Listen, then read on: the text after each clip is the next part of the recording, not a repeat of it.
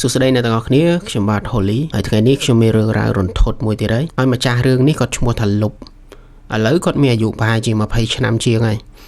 ប៉ុន្តែរឿងរ៉ាវនេះវាបានកើតឡើងចំពោះគាត់នៅពេលដែលគាត់អាយុ10ឆ្នាំជាងអញ្ចឹងរឿងរ៉ាវនេះវាកន្លងមកប្រហែលជាជិត10ឆ្នាំណាហើយរឿងមួយហ្នឹងវាបានកើតឡើងនៅពេលដែលគាត់ទៅលេងផ្ទះមិត្តភក្តិគាត់ហើយគាត់បានជួបហេតុការណ៍ចម្លែកជាច្រើននៅក្នុងផ្ទះហ្នឹងអញ្ចឹងចង់ដឹងថាផ្ទះហ្នឹងវាមានហេតុការណ៍ចម្លែកអីខ្លះអូខេអញ្ចឹងយើងមកចូលសាច់រឿងយើងទាំងអស់គ្នារឿងរ៉ាវនេះចាប់ផ្ដើមពីបងប្រុសម្នាក់ឈ្មោះថាលុបគឺគាត់ជាក្មេងរស់នៅតាមជនបទហើយគាត់មានមិត្តភក្តិ2នាក់ដោយម្នាក់ឈ្មោះថាផែនម្នាក់ទៀតឈ្មោះថាផូហើយផែននិងផូនេះគាត់ជាបងប្អូនបង្កើតនឹងគ្នាហើយថ្ងៃមួយពេលតនេពីរៀនអញ្ចឹងណាលុបគាត់ក៏បបួលបងប្អូន2នាក់ហ្នឹងទៅរកត្រីរកខ្យងតាមវាលស្រែតាមអីចឹងណាហើយពួកគាត់3នាក់ក៏នាំគ្នាទៅរកទៅហើយពួកគាត់សប្បាយមែនតើរកសប្បាយសោចសប្បាយពេញណាពេញណីប៉ុន្តែមកសន្ទុះក្រោយមកផែននេះដែលជាប្អូននេះគាត់ក៏មុតជើងនឹងសបកខ្យងហើយឈាមច្រើនមែនតើពេលហ្នឹងផូហើយនឹងលុបនេះក៏គាត់ឃើញផែនមុតជើងគាត់ក៏នាំគ្នាទុកត្រីទុកខ្យងដែលគាត់រកបានហ្នឹងណាទុកម្ដុំសិនរួចហើយនាំគ្នាគ្រាផែននេះយកមកផ្ទះដើម្បីទប់ឈាមលាងសម្អាតជើងអីចឹងណាអ្នកទាំងអស់គ្នាហើយនៅពេលដែលគ្រាមកដល់ផ្ទះហើយពួកគាត់ទាំងពីរក៏នាំគ្នាលាងសម្អាតជើងប្អូនលាងសម្អាតមុខរបួសហើយលាងសម្អាតបានមួយសបកផូដែលជាបងនេះក៏ប្រាប់លុបនេះឲ្យនៅមើលប្អូនគាត់សិនគាត់ចេញទៅទិញថ្នាំមកផ្លែតហើយលុបគាត់លឺអញ្ចឹងគាត់ក៏អូខេចេញទៅគាត់អ្នកមើលប្អូនឲ្យហើយផូគាត់ក៏ជិះម៉ូតូចេញទៅហើយលុបគាត់ក៏អង្គុយមើលផែនដែលមុតជើងនេះនៅខាងមុខផ្ទះហើយផ្ទះហ្នឹងណាអ្នកទាំងអស់គ្នាគឺជាផ្ទះឈើហើយផ្ទះហ្នឹងមិនមែននៅតែ2នាក់គាត់ទេមិនមែននៅតែផូហើយនឹងផែនទេគឺមានយាយម្នាក់នៅខាងក្នុងដែលជាយាយរបស់2នាក់ហ្នឹងហើយលោកយាយម្នាក់ហ្នឹងនៅពេលដែលលុបគាត់ឃើញដំបងគឺជាយាយចំណាស់ម្នាក់ដែលស្គមសក់សហើយសម្រាននៅមួយកន្លែងណាអ្នកនរគ្នាដូចមនុស្សចាស់ម្នាក់ដែលកំពុងតែឈឺងើបអត់រួចចឹងណាប៉ុន្តែនៅពេលដែលផូនេះគាត់ចេញម៉ូតូទៅភ្លាមយាយម្នាក់ដែលកំពុងតែសម្រាននៅខាងក្នុងនេះក៏លោតងើបមកអង្គុយបច្ចៈណាអ្នកនរគ្នាមិនមែនងើបមកអង្គុយធម្មតាណាគូលោតមកដូចមនុស្សមានកម្លាំងចឹងណាអ្នកនរគ្នាលោតមកអង្គុយហើយក៏បក់ដៃហៅលុបនេះឲ្យចូលទៅក្នុងផ្ទះគាត់ថាមកនេះហើយលុបគាត់លឺអញ្ចឹងហើយគាត់ក៏ដើរចូលទៅហើយលោកយាយម្នាក់ហ្នឹងនៅពេលដែលលុបគាត់ចូលទៅក៏យកដៃនេះមកស្ទាបអង្អែលស្មារបស់លុបស្ទាបអង្អែលហើយក៏យកដៃនេះច្រានលុបឲ្យចេញឲ្យឆ្ងាយហើយដេញលុបចេញពីផ្ទះដេញថាចេញឲ្យឆ្ងាយហើយក្តៅកាហាយហើយចេញចុះគឺពេលហ្នឹងអ្នកទាំងអស់គ្នាលុបគឺគាត់ឆ្ងល់ណាស់គឺហេតុអីមកដេញគាត់កំពុងតែមកជួយលាងរបួសឲ្យចៅគាត់ហើយហេតុអីមកដេញគាត់អញ្ចឹងប៉ុន្តែពេលហ្នឹងគឺលុបគាត់អត់គិតអីទេគាត់គ្រាន់តែថាយាយគាត់ដេញចេញក្រៅគាត់ក៏ដើរមកក្រៅវិញមកហើយគាត់មកអង្គុយមើលផែនដែលកំពុងតែមុតជើងនេះនៅខាងមុខផ្ទះហ្នឹងវិញមកហើយយាយម្នាក់ហ្នឹងគឺអញ្ចឹងគឺអង្គុយស្រឡឹងមើលអញ្ចឹងរហូតដល់តែផូគាត់មកវិញផូគាត់ទិញថ្នាំហើយគាត់មកវិញហើយគ្រាន់តែលឺសលេងម៉ូតូផូមកវិញលោកយាយដែលកំពុងអង្គុយហ្នឹងលោតទៅដេកវិញធ្វើដូចអត់មានរឿងអីកើតឡើងអញ្ចឹងណាទាំងអស់គ្នាហើយពេលហ្នឹងលុបក៏គាត់អត់មានគិតអីច្រើនដែរគាត់គ្រាន់តែសង្ស័យថាហេតុអីក៏លោកយាយគាត់ធ្វើកាយវិការចម្លែកគាត់អត់យល់អញ្ចឹងណាហើយពេលហ្នឹងផូនេះដែលទិញថ្នាំមកនេះគាត់ក៏ចតម៉ូតូហើយដើរចូលមកហើយពេលដែលគាត់ដើរចូលមកលុបនេះគាត់ថាឥឡូវហែងមកវិញហើយអញ្ចឹងអញសុំទៅផ្ទះវិញណាអានេះគឺភាសារបស់ពួកគាត់និយាយគ្នាណាទាំងអស់គ្នាពួកគាត់មិត្តភក្តិគ្នាអញ្ចឹងហៅគ្នាអញហែងអញ្ចឹងណាគាត់ក៏លាផូនេះទៅផ្ទះវិញប៉ុន្តែពេលហ្នឹងផូខាត់អត់ឲ្យនៅទេផូថាបញ្ញាប់ទៅណាមកជួយលាងរបួសប្អូនអញសិនអញ្ចឹងណាហើយលុបក៏គាត់ប្រាប់ផូថាអញអត់ហ៊ាននៅទេយាយឯងមិញដេញអញទៅផ្ទះវិញយាយឯងថាអញក្តៅកាហាយអីណាណីហើយផូគាត់លឺអញ្ចឹងគាត់ក៏ភ្ញាក់ហើយគាត់ក៏ប្រាប់លុបថាយាយអញឈឺជិត2ឆ្នាំហើយងើបអត់រួចនិយាយអត់បានហើយមកជេរឯងមិនកើតអញ្ចឹងណាហើយលុបក៏គាត់ព្យាយាមអធិប្បាយប្រាប់ណាទាំងអស់គ្នាគាត់ថាមិញនេះយាយឯងនេះបក់ដៃហៅអញចូលទៅក្នុងផ្ទះហើយយាយឯងនេះយកដៃមករុញអញចេញដេញអញឲ្យទៅផ្ទះថាអញក្តៅកាហាយហើយផូក៏គាត់នៅតែនិយាយដដែលណាទាំងអស់គ្នាគាត់ថាវាកុហកគាត់ថាលុបកុហកណាទាំងអស់គ្នាពីព្រោះយាយគាត់ថាឈឺចិត្ត2ឆ្នាំហើយងើបអត់រួចរាល់ថ្ងៃនេះគឺគាត់អ្នកបចុកបាយឲ្យយាយគាត់អញ្ចឹងឲ្យយាយងើបមកដេញលុបចេញអញ្ចឹងមិនកើតមែនទេអញ្ចឹងពេលហ្នឹងផូគឺគាត់អត់ជឿទេគាត់ថាលុបវាកំពុងតែកុហកវាចង់ទៅផ្ទះបានវាកុហកអញ្ចឹងណាហើយពេលហ្នឹងក៏នាំគ្នាជួយលាងរបួសប្អូនទៅហើយលាងរបួសហើយក៏លុបនេះក៏ទៅផ្ទះវិញទៅហើយពេលវេលាក៏កន្លងមក2ថ្ងៃក្រោយហើយ2ថ្ងៃក្រោយហ្នឹងគឺលុបគាត់អត់ឃើញផែនហើយនឹងផូទៅរៀនទេ គាត់ក៏សង្ស័យថាប្រហែលជាជើងផែននេះគឺគាត់អត់តន់ជាហើយផូដែលជាបងនេះប្រហែលជាគាត់នៅមើលប្អូនអញ្ចឹងណាគាត់ក៏សង្ស័យថាប្រហែលជាអញ្ចឹងហើយបានអត់ឃើញមករៀនហើយល្ងាចឡើងនៅពេលដែលលុបគាត់ចេញពីរៀនគាត់ក៏ទៅផ្ទះវិញហើយនៅពេលដែលគាត់ទៅផ្ទះនេះគាត់ក៏ឃើញផូកំពុងនៅផ្ទះគាត់គឺផូកំពុងអង្គុយចាំគាត់ដើម្បីបបួលលុបនេះទៅគេងផ្ទះគាត់ដើម្បីជួយមើលប្អូនគាត់អញ្ចឹងណាដោយសារផូគឺគាត់រវល់បច្ចុកបាយរវល់ងូចទឹកឲ្យយាយអញ្ចឹងអត់មានពេលមកមើលជើងប្អូនមើលអីចឹងណាបងប្អូនក៏ហៅលុបនេះឲ្យទៅជួយមើលប្អូននិយាយទៅហៅលុបនេះទៅជួយគេងនៅផ្ទះគាត់ដើម្បីជួយគ្នាមើលអញ្ចឹងទៅហើយលុបធម្មតាអ្នកទាំងអស់គ្នាយើងមិត្តភ័ក្តិគ្នាយើងនៅភូមិជាមួយគ្នាមិត្តភ័ក្តិប៉ុណ្ណឹងគឺអត់មានបញ្ហាគឺលុបគាត់ក៏អូខេទៅដេកនៅផ្ទះផូហ្នឹងទៅហើយនៅពេលដែលលុបគាត់ទៅដល់គឺគាត់ឃើញដូចដើមអញ្ចឹងអ្នកទាំងអស់គ្នាគឺឃើញលោកយាយកំពុងតែសម្រានហើយនឹងផែនកំពុងតែឈឺជើងអញ្ចឹងណាហើយយប់ឡើងអញ្ចឹងគាត់ឃើញផូនេះងូចទឹកឲ្យយាយជូតខ្លួនឲ្យយាយបច្ចុកបាយឲ្យយាយអញ្ចឹងណានិយាយទៅគឺលោកយាយម្នាក់ហ្នឹងគឺគាត់ឈឺងើបអត់រួចធ្វើអីអត់កើតដូចដែលផែនគាត់បានប្រាប់អញ្ចឹងណាហើយលោកក៏គាត់អត់គិតអីដែរតាមតាណាអញ្ចឹងទៅហើយលុះដល់យប់ជ្រៅបន្តិចក៏នាំគ្នាគេអញ្ចឹងទៅ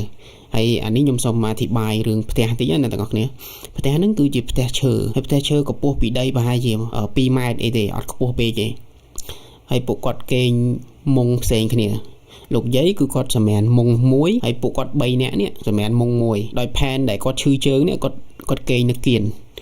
ផូដែលជាបងផែននេះគាត់គេងនៅកដាលហើយលុបដែលគាត់ជាមិត្តភ័ក្តិហ្នឹងគាត់គេងនៅគៀនមួយចំហៀងទៀតអញ្ចឹងណាហើយលុះដល់ពេលយប់ជ្រៅបន្តិចលុបគឺគាត់គេងអត់លក់អ្នកទាំងអស់គ្នាគាត់ថាគាត់ប្លែកកន្លែងអីចឹងណាគាត់ប្លែកកន្លែងគាត់ដៅគាត់គេងអត់លក់ស្រាប់តែយប់ជ្រៅបន្តិចគាត់កំពុងតែសង្ងំគេងនេះគាត់ក៏លឺសលេងអានៀបណាអ្នកទាំងអស់គ្នាធម្មតាផ្ទះឈើវាមានអានៀបឈើអញ្ចឹងណាហើយគាត់លឺអាសលេងហ្នឹងគាត់លឺក្រឹកគាត់ក៏លួចបើកភួយគាត់នេះលបមើលហើយនៅពេលដែលគាត់លបមើលនេះគឺគាត់ឃើញលោកយាយកំពុងតែវាចេញមកពីក្នុងមុងគឺពេលហ្នឹងគឺគាត់ភ័យមែនតើអ្នកទាំងអស់គ្នាភ័យផងសង្ស័យផងថាលោកយាយគាត់ធ្វើអីគេឬមួយក៏លោកយាយគាត់មកមើលឬមួយក៏បែបណាអញ្ចឹងណាអ្នកទាំងអស់គ្នាគាត់ចេះតែគិតចឹងតែប៉ុន្តែគាត់អត់ហ៊ានចេញមកហើយពេលហ្នឹងយើងត្រូវដឹងអ្នកទាំងអស់គ្នាគឺគាត់នៅក្មេងគាត់10ឆ្នាំជាងដល់ពេលអញ្ចឹងគាត់បើកភួយហើយគាត់លបមើលហើយគាត់ឃើញលោកយាយហ្នឹងគាត់វាចេញមកពីក្នុងមុងយាយហ្នឹងគាត់វាចេញមកហើយគាត់មើលឆ្វេងមើលស្ដាំហើយគាត់វាទៅកម្មចដាផ្ទះដល់ពេលលោកយាយគាត់ទៅដល់កម្មចដាហ្នឹងហើយគាត់ក៏លោតពីលើផ្ទះហ្នឹងចុះទៅហ្មងអ្នកទាំងអស់គ្នាលោតដូចស្មាតោអ្នកទាំងអស់គ្នាលោតដូចកែបចឹងណាគឺគាត់វាទៅហើយគាត់លោតទៅហ្មងហើយលុបនៅពេលគាត់ឃើញអញ្ចឹងគាត់ភ័យមែនតើគាត់ព្យាយាមដាស់ផូដែលគេងនៅជិតគាត់នេះគាត់ព្យាយាមក្តិចផងដាស់មិនក៏អត់ភ្ញាក់ដែរនិយាយអាក្រក់ទៅគឺដេកដូចងាប់អញ្ចឹងណាអ្នកទាំងអស់គ្នាគាត់ថាពេលហ្នឹងគឺគាត់ដាស់មិនគាត់ដាស់អត់ងើបដែរក្តិចផងវាយផងហើយដល់ពេលគាត់ដាស់អត់ងើបគាត់ក៏សម្រេចចិត្តងើបទៅមើលខ្លួនឯងគាត់ក៏ងើបដើរទៅកម្មចរាហ្នឹងដើម្បីមើលគាត់ខ្លាចលោកយាយគាត់មកមើលឬមួយក៏មានបញ្ហាអីផ្សេងអញ្ចឹងណាធ្លាក់ពីលើផ្ទះអីអញ្ចឹងណានៅពេលដែលគាត់ទៅមើលទៅគឺអត់មានអីទាំងអស់ណាស្ងាត់ជ្រាបអត់មានសំឡេងអត់មានអីទាំងអស់ហើយនៅពេលដែលគាត់ទៅមើលនៅកម្មចរាហើយអត់ឃើញអីគាត់ក៏ដើរមកមើលមុងយាយហើយអ្នកទាំងអស់គ្នាដឹងហ៎នៅពេលដែលគាត់មកមើលមុងយាយនេះគាត់ឃើញលោកយាយកំពុងតែសម្រាននៅក្នុងមុងអញ្ចឹងពេលហ្នឹងគាត់ចាប់ផ្ដើមភ័យកាន់តែខ្លាំងគាត់ឆ្ងល់ថាអីគាត់ឃើញមិញស្អីគេហើយមួយទៀតអ្នកទាំងអស់គ្នាគាត់ចង់ឃើញច្បាស់គាត់ក៏យកមុខគាត់នេះទៅផ្អឹបនឹងមុងណាទៅផ្អឹបនឹងមុងរបស់យាយដើម្បីមើលឃើញឲ្យច្បាស់អញ្ចឹងណាហើយនៅពេលដែលគាត់ផ្អឹបមុខហ្នឹងគាត់ឃើញលោកយាយកំពុងតែបើកភួយចេញមកហើយអញញឹមដាក់គាត់ទៀតអញញឹមហើយលោកយាយគាត់ក្លុំភួយវិញហើយគាត់បើកមកម្ដងទៀតគាត់អញញឹមមកមួយទៀតហើយនៅពេលហ្នឹងលុបគឺគាត់នៅលេងការដែរគាត់រត់ចូលទៅក្នុងមុងគាត់ហើយគាត់ក្លុំភួយគេងវិញនិយាយទៅគឺធ្វើអេតកើតក៏សង្ងំគេងរហូតដល់ភ្លឺទៅហើយអានេះគឺយប់ទី1ហើយលុះរហូតដល់ព្រឹកឡើងគាត់នេះក៏នាំរឿងដែលគាត់ជួបយប់មិញនេះមកប្រាប់ផូគាត់ប្រាប់ផូថាយប់មិញនេះអញឃើញយាយឯងនេះវាចេញពីក្នុងមុងហើយលោតពីលើផ្ទះចុះក្រោមហើយអ្នកទាំងអស់គ្នាគិតមើលថាផូគាត់ជឿអត់គឺគាត់អត់ជឿទេពីព្រោះអីលោកយាយគាត់ឈឺ2ឆ្នាំហើយដូចគាត់ប្រាប់ចឹងគឺរាល់ថ្ងៃគឺគាត់បច្ចុកបាយងូតទឹកឲ្យហើយមានរឿងអីទៅយាយលោតពីលើផ្ទះរួចហ្នឹងមែនទេអានេះយើងត្រូវយល់ពីផូដែរគឺគាត់អត់ជឿហ្នឹងគឺជារឿងត្រឹមត្រូវរបស់គាត់ប៉ុន្តែអ្វីដែលលុបគាត់ឃើញក៏វាជារឿងពិតដែរគាត់អត់បានកុហកទេគឺគាត់ឃើញចឹងពិតមែនពួកគាត់ក៏ប្រកែកគ្នាចឹងទៅហ ហើយផូនេះគាត់ចោតប្រកាន់លុបគាត់ថាប្រហែលជាលុបវាអត់ចង់ដេកនៅហ្នឹងបានវាចេះតែហល់លេះដើម្បីចង់ទៅផ្ទះវិញអីចឹងណាហើយលុបក៏ចឹងលុបក៏ព្យាយាមអធិប្បាយប៉ុន្តែអត់ជឿក៏តាមតាណាហើយលុបនេះក៏គាត់អត់តន់តាណាដែរគឺគាត់នៅលេងផ្ទះហ្នឹងដើម្បីជួយមើលប្អូនមើលយាយអីចឹងណាគាត់ក៏នៅលេងរហូតដល់យប់ហើយយប់ហ្នឹងគឺគាត់គេងនៅហ្នឹងមួយយប់ទៀតនិយាយទៅអានេះគឺយប់ទី2ណាហើយយប់ហ្នឹងដូចគ្នាណាទាំងអស់គ្នាគឺផោគាត់ងូចទឹកងូចអីហើយបញ្ចុកបាយបញ្ចុកអីហើយក៏ដល់ម៉ោងនាំគ្នាគេងហើយយប់នេះគឺលុបគាត់ដូចដើមគាត់គេងអត់លក់ហើយក៏គាត់ចឹងគាត់សង្ងំគេងកលុំភួយសង្ងំគេងចឹងណាក៏យប់បន្តិចទៀតណាទាំងអស់គ្នាគឺលឺសលេងអានៀបលឺសលេងក្រឹកវាមកទៀតណាគាត់ក៏លួចបើកភួយដូចដើមហើយបើកភួយមើលលើកហ្នឹងគឺឃើញយាយវាចេញមកដូចដើមប៉ុន្តែលើកនេះណាទាំងអស់គ្នាគឺមិនមែនវាទៅកម្មចនាហើយវាមករកមុងពួកគាត់គឺវាពីមុងយាយមករកមុងពួកគាត់គេងណាអ្នកនរគ្នាពួកគាត់គេងមុង3នាក់ហើយលោកយាយម្នាក់ហ្នឹងគាត់វាមកគាត់អើតក្បាលចូលមកក្នុងមុងអញ្ចឹងមានន័យថាខ្លួនលោកយាយគឺគាត់នៅក្រៅណាអ្នកនរគ្នាប៉ុន្តែក្បាលលោកយាយគឺគាត់អើតចូលមកក្នុងមុងហើយអ្វីដែលគួរឲ្យស្រាវគួរឲ្យខ្លាចជាងហ្នឹងទៀតគឺលោកយាយនេះគឺគាត់អើតក្បាលចូលមកហើយគឺគាត់ទៅលិតជើងរបស់ផែននេះដែលផែនដែលគាត់មុតជើងណាបងប្អូនគឺលោកយាយគឺគាត់ទៅលិតជើងហ្នឹងហើយពេលហ្នឹងលុបគឺគាត់ក្តិចផោដែលនៅចិត្តហ្នឹងក្តិចឲ្យងើបក្តិចនិយាយទៅព្យាយាមដាស់ផោឲ្យងើបមើលអ្វីដែលគាត់ឃើញប៉ុន្តែដូចដើមណាបងប្អូនទោះប្រឹងក្តិចប្រឹងធាក់ប្រឹងវាយមិនក៏អត់ងើបដែរហើយគាត់អត់ហ៊ានបើកភួយទៅមើលចំគាត់ខ្លាចលោកយាយឃើញគាត់បានតែសង្ងំបើកភួយលួចមើលអញ្ចឹងណាហើយអញ្ចឹងគាត់ឃើញអញ្ចឹងគាត់ឃើញលោកយាយកំពុងតែលិតតបៅលិតជើងហ្នឹងហើយលិតមិនធម្មតាណាអ្នកទាំងអស់គ្នាលិតដូចឆ្ងាញ់ណាស់អញ្ចឹងលិតយកហើយលិតមកសបក់ហើយក៏លោកយាយបិទមុងហ្នឹងហើយគាត់ក៏វាចេញទៅវិញហើយអាពេលគាត់វាចេញទៅនេះគាត់ឆ្លៀតបង្ហើសំនៀងមួយទៀតគាត់ថាឆ្ងាញ់ដែរតាគាត់ឆ្លៀតនិយាយអញ្ចឹងទៀតហើយនៅពេលហ្នឹងលុបក៏អញ្ចឹងអ្នកទាំងអស់គ្នាគាត់ក្មេងគាត់អត់ដឹងធ្វើអីទេគាត់គិតអត់ចាញ់គាត់ដាស់ផោនៅចិត្តហ្នឹងគាត់ដាស់មិនងើបអញ្ចឹងគាត់បានតែសង្ងំកលុំភួយឲ្យគេងអញ្ចឹងទៅគេងរហូតតល់ភ្លឺអញ្ចឹងទៅហើយអានេះយប់ទី2ហើយលុះដល់ព្រឹកឡើងភោគាត់ក៏ឆ្ងល់ថាហេតុអីដៃគាត់ឈឺម៉េះ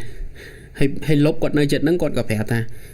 យប់មិញនេះអញក្តិចឯងចង់ងាប់ហើយអញធាក់ឯងវាយឯងផងហេតុងើបអញខំដែរឯងដើម្បីឲ្យឯងមកមើលថាយាយឯងកំពុងតែលិតតបៅជើងប្អូនឯងនេះហើយអ្នកទាំងអស់គ្នាដឹងហើយនៅពេលដែលគាត់និយាយចឹងហើយផោនេះគាត់អត់ជឿហើយគាត់ចង់ខឹងទៀតគាត់ថាលុបមកនិយាយអីអញ្ចឹងដាក់យាយគាត់ចឹងណាអ្នកទាំងអស់គ្នា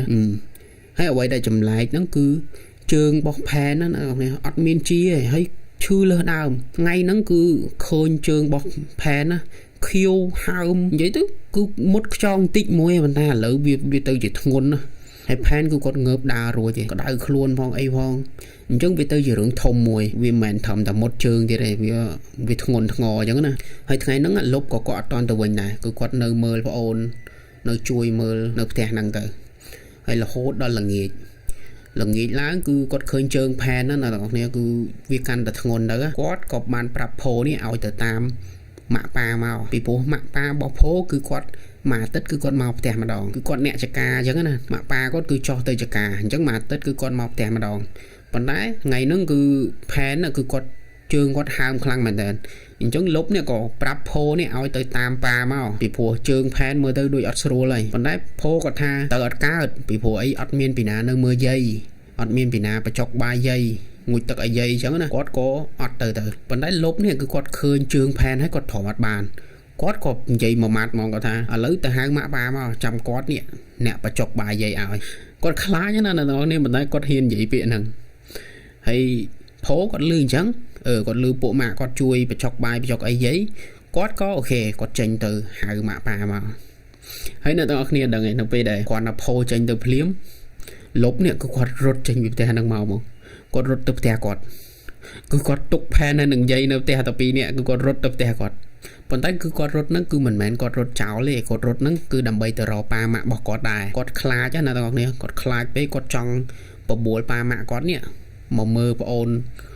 បោះផោនេះជាមួយគ្នាប៉ុន្តែនៅពេលដែលគាត់ទៅដល់ផ្ទះគាត់គឺគាត់អត់ឃើញប៉ាម៉ាក់គាត់នៅផ្ទះដូចគ្នាគាត់ក៏រត់ពីផ្ទះគាត់ហ្នឹងមកមើលផែនវិញហើយយប់ហ្នឹងគឺដូចដើមណាបងប្អូនអង្គុយអញ្ចឹងអង្គុយមើលផែនអញ្ចឹងទៅរហូតដល់យប់ជ្រៅគឺផោគាត់ទៅយូរមែនតើទៅហៅម៉ាក់ប៉ាមិនដឹងជាទៅហៅដល់ណាយូរមែនតើរ រហូតដល់យប់ជ្រៅក៏គេងដល់ម៉ោងគេងទៀតហើយពេលហ្នឹងលុបក៏គាត់សងំគេងដូចដើមគេងអត់លក់ដូចដើមអានេះយប់ទី3ណាបងប្អូនសងំគេងអញ្ចឹងគេអត់លក់ឯងស្រាប់តែយប់ឡើងគឺដូចដើមឮសលេងទៀតសលេងគ្រឹកដូចលក្ខណៈមនុស្សជន់អានៀបអញ្ចឹងគាត់ឮអញ្ចឹងហើយគាត់ក៏បើកភួយហ្នឹងលួចមើលដូចដើមហើយគាត់បើកលើកនេះណាបងប្អូនគឺគាត់ឃើញលោកយាយនេះគាត់វាចូលមកក្នុងមុងហើយគាត់លោតទៅលើប្អូននេះអាផែនដែលកំពុងតែអង្គុយកំពុងតែគេងឈឺជើងនេះគឺយាយហ្នឹងគឺលោតឡើងលើចៅនឹងហើយជើងនេះជន់លើធុងហើយដៃទាំងពីរសោកប្រឡោះកហើយលើករបស់ផែននឹងឡើងហើយដឹងអ្នកទាំងអស់គ្នាដឹងថាគាត់ធ្វើអីតឯងគឺគាត់យកអណ្ដាតរបស់គាត់នេះទៅសោកចូលទៅក្នុងមាត់របស់ផែននេះណាបងប្អូនហើយពេលហ្នឹងគឺលុបនេះគឺគាត់ឮសលេងផែនណាគឺដូចមនុស្សលក្ខណៈថាស្ទះអញ្ចឹងណាបងប្អូនដូចមនុស្សកំពុងចង់ដាច់ខ្យល់អញ្ចឹង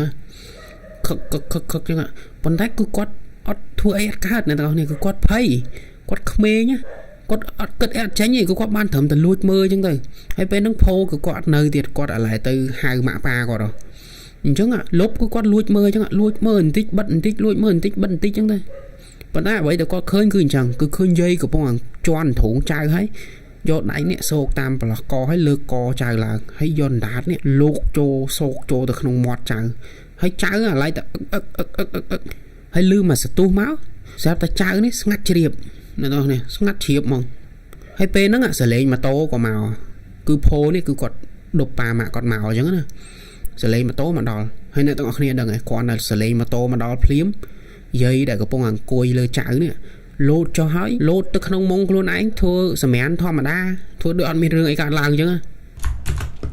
ហើយនៅពេលដែលម៉ាក់ប៉ាគាត់មកដល់ក៏នាំគ្នាចូលមកមើលកូនគាត់ដែលគេងឈឺជើងខាងក្នុងមកមើលផែនហ្នឹងប៉ុន្តែរឿងដែលនឹកស្មានមកដល់គឺផែននេះគាត់បានដាច់ខ្យល់ស្លាប់បាត់ហើយហ្នឹងហើយនៅពេលហ្នឹងអ្នកទាំងអស់គ្នាគឺផ្ទះហ្នឹងគឺចលាចលមែនតើគឺម៉ាក់ប៉ារបស់គាត់ព្យាយាមសួរលុបនេះថាហេតុអីផែនគាត់ស្លាប់គាត់តែឈឺជើងអញ្ចឹងហើយលុបក៏គាត់ប្រាប់តាមអ្វីដែលគាត់បានឃើញគាត់ថាគាត់ឃើញយាយលោតមកជន់ធូងហើយយកអណ្ដាតនេះញុកចូលមាត់ចៅហើយអ្នកទាំងអស់គ្នាគិតមើលមានពីណាជឿគាត់និយាយរឿងអញ្ចឹងមានពីណាជឿគាត់ព្យាយាមនិយាយអញ្ចឹងប៉ុន្តែអត់មានពីណាជឿទេហើយម៉ាក់ប៉ាគាត់នោះព្យាយាមសួរថាមានរឿងអីកើតឡើងហេតុអីកូនគាត់ស្លាប់អញ្ចឹងអីអញ្ចឹងឲ្យគាត់ធ្វើមិនណាទាំងអស់គ្នាបើគាត់ឃើញអញ្ចឹងគាត់មិនប្រាប់អញ្ចឹងមែនទេគាត់ក៏អញ្ចឹងព្យាយាមប្រាប់ប៉ុន្តែគ្មានអ្នកណាគេជឿទេហើយលុះដល់ព្រឹកឡើងក៏ពិធីបន់ពិធីអីក៏ចាប់ផ្ដើមធ្វើអញ្ចឹងទៅហើយរឿងហ្នឹងណាទាំងអស់គ្នាបើសិនជាយើងស្ដាប់តាំងពីដំបូងមកវាអត់គួរមានអ្នកស្លាប់អីមែនទេពីព្រោះគ្រាន់តែមុតជើងឲ្យនឹងខ្យងបន្តិចសោះវាមកដល់ថ្នាក់ហ្នឹងប៉ុន្តែរឿងនោះវាអត់តន់ចប់ឯណាទាំងអស់គ្នានៅពេលដែលធ្វើពិធីបន់សពផែនចប់ហើយគឺប៉ារបស់គាត់គឺសង្ស័យលោកយាយនិយាយទៅគឺប៉ារបស់គាត់នេះជឿលុបទោះជឿមិនជឿក៏សង្ស័យអញ្ចឹងណាគាត់ក៏បានលួចមើលយាយយប់ឡើងប៉ាគាត់នេះលួចមើលយាយហើយអ្នកទាំងអស់គ្នាដឹងហើយគឺគាត់ឃើញនៅអ្វីដែលលុបបានប្រាប់អញ្ចឹងគឺប៉ារបស់គាត់ឃើញយាយវាចេញពីក្នុងមុងហើយលោតពីលើផ្ទះចុះក្រោមដល់ពេលអញ្ចឹងប៉ាគាត់មិនជឿប៉ាគាត់ឃើញផ្ទាល់ភ្នែកស្រាប់តែស្អែកឡើងប៉ាគាត់ក៏ទៅរកគ្រូមន្តអាគមគ្រូអីចឹងទៅតាមភូមិតាមស្រុកគេហ្នឹងទៅហើយនៅពេលដែលលោកគ្រូដែលប៉ាគាត់រកមកហ្នឹងមកដល់គ្រាន់តែលោកគ្រូហ្នឹងយកវត្ថុស្អីមិនដឹងរបស់គាត់ទេយកទៅចាប់ប៉ះយាយហ្នឹងយាយគាត់ស្រែកហ្មងណាបងប្អូនទាំងមនុស្សដែលឈឺណាបងប្អូនមនុស្សដែលឈឺងើបអត់រួចនិយាយអត់កើតណាប៉ុន្តែស្រាប់តែលោកគ្រូម្នាក់ហ្នឹងគាត់ទៅប៉ះទៅស្រែកផងប្រលះខ្លួនផងនិយាយទៅគឺមានកម្លាំងហ្មងប៉ុន្តែមកសន្ទុះក្រោយមកលោកយាយក៏ដាច់ខ្យល់ស្លាប់ទៅហើយលោកគ្រូខ្មោចដែលគេហៅមកហ្នឹងគាត់ក៏បានប្រាប់ថាតាមពិតណាលោកយាយនេះគឺគាត់ស្លាប់យូរហើយប៉ុន្តែវិញ្ញាណក្នុងរាងកាយរបស់យាយនេះគឺវិញ្ញាណអ្នកផ្សេងគឺវាចូលមកសន្ធិដ្ឋយាយគឺវាប្រើរាងកាយយាយដើម្បីរស់នៅអញ្ចឹងវិញ្ញាណរបស់យាយគឺគាត់ស្លាប់យូរហើយអ្នកទាំងអស់គ្នាដឹងហើយចំណុចដែលវាជាអភិនិហាអ្នកទាំងអស់គ្នាគឺលោកយាយស្លាប់មិនទាន់បាន1ម៉ោងផងណាគ្មានក្លិនស្អុយមកបាត់អញ្ចឹងមានន័យថាលោកយាយគឺស្លាប់យូរហើយដូចដែលលោកគ្រូប្រាប់អញ្ចឹងប៉ុន្តែលោកយាយនៅរាល់ថ្ងៃហ្នឹងគឺវិញ្ញាណផ្សេងគាត់ចូលមកសន្ធិដ្ឋហើយបន្ទាប់ពីលោកយាយស្លាប់ទៅក៏ផ្ទះហ្នឹងក៏រៀបចំពិធីបុណ្យលោកយាយម្ដងទៀតទៅអញ្ចឹងក្នុងអំឡុងពេលមិនដល់1ខែផ្ទះហ្នឹងគឺគាត់ធ្វើពិធីសព2ដង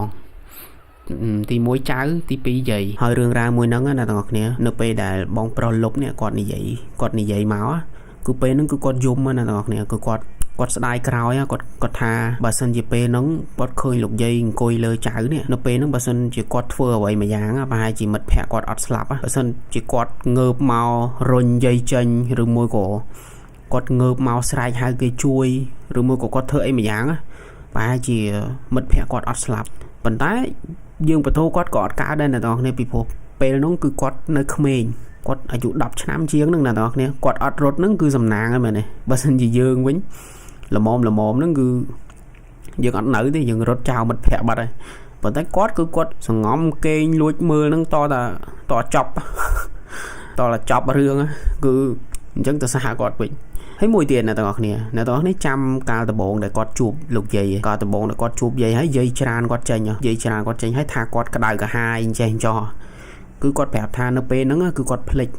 ពេលហ្នឹងគឺគាត់បានពាក់ព្រះមួយអង្គនៅជាប់ខ្លួន